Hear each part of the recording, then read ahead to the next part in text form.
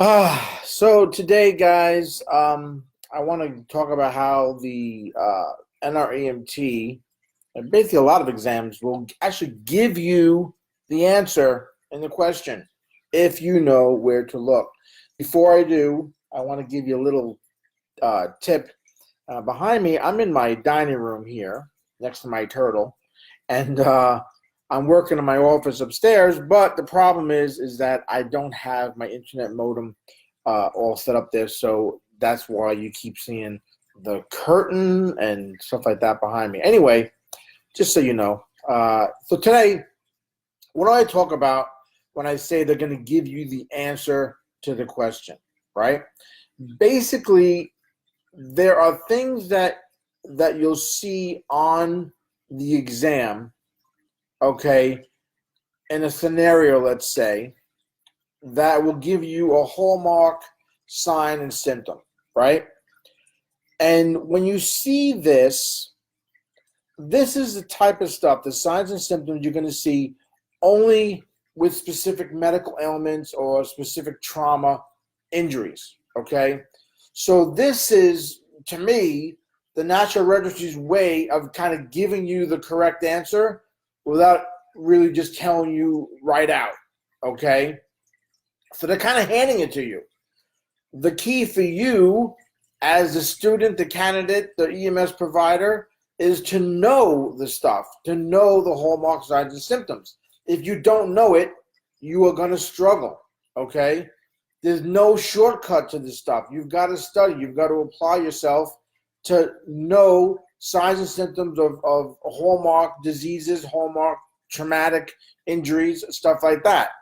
So when you know them, right, you know these hallmark signs, you know these hallmark symptoms, you're going to be able to really equate them to a specific ailment, which is going to make a decision on the answer options given to you much, much easier, okay?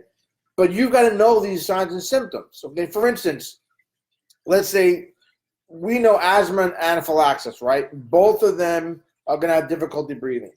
Both of them are going to have wheezing with the lung sounds, okay? So if you just see that, you're not going to really be able to say one way or the other, which is asthmatic, which is anaphylaxis, right? You need more information. So when you see something that says the patient also has something else going on, anaphylaxis, the registry wants to put that out that it's a extreme life-threatening immune response thing, right, or allergic reaction. They're going to tell you the presence of hives or urticaria, right? This is a hallmark sign. So this is the type of stuff you have to look for when you're reading these scenarios, okay? And by having that, that's specific to anaphylaxis, okay? And not other respiratory-related type issues.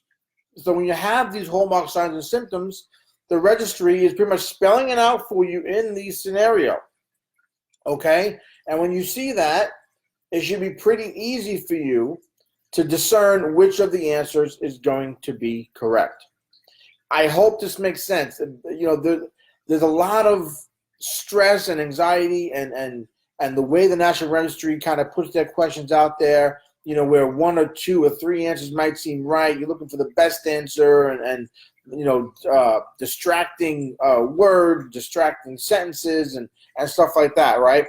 But a lot of the questions, guys, give me questions.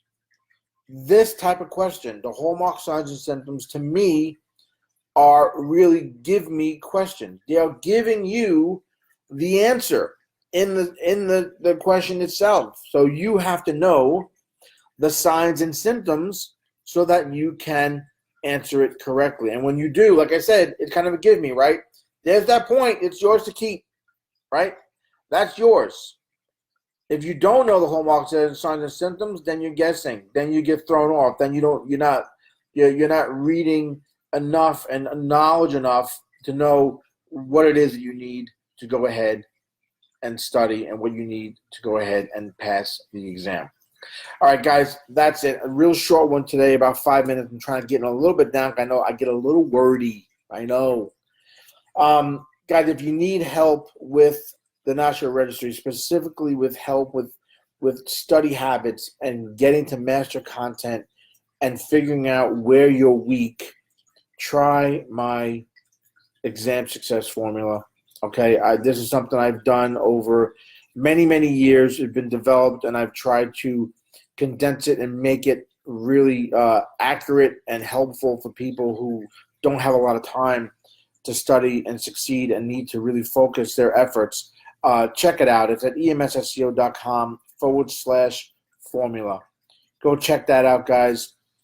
I hope these short videos are helping you and getting you a little bit of focus on what you need to do to pass the exam. Okay, if you go back, search my name, James Hoffman, on the side here on the left hand side, you'll see a lot of these little tip videos. Check them all out, put them together, and you can have a pretty good plan on how to go about studying, how to go about preparing, and how to go about approaching some of the questions when you see them on exam. There's not only for National Registry, it can be for any exam. A lot of the times they're all kind of tying together. All right, guys, that's it for me. As always, send me some DMs, friend me on Facebook, go visit my page at the EMS Professional, whatever. I want to engage you guys and see you online. All right, guys, that's it. Hope your week is going well so far. I am Jim Hoffman from EMSSEO.com. Stay safe.